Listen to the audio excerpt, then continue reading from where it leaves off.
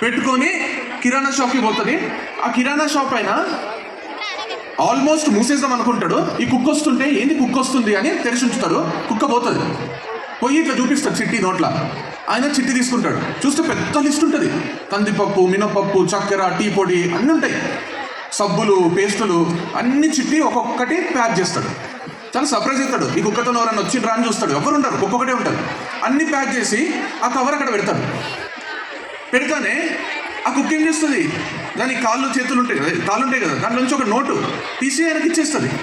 ఇచ్చేసి ఆ కవర్ నోట్లో పెట్టుకొని రిటర్న్ పోతుంది. పిచ్చోడైపోతాడు.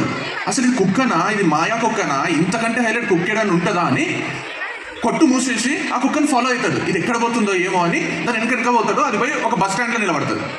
ఇదేంటి బస్ స్టాండ్లో నిలబడింది, ఏం చేస్తుంది ఇప్పుడు అంటే, బస్సులు వస్తుంటే పోతుంటే బస్సు ఎక్కది. ఏ బస్సు ఎక్కది. సడన్గా దానికి కావాల్సిన బస్ నెంబర్ వచ్చినప్పుడు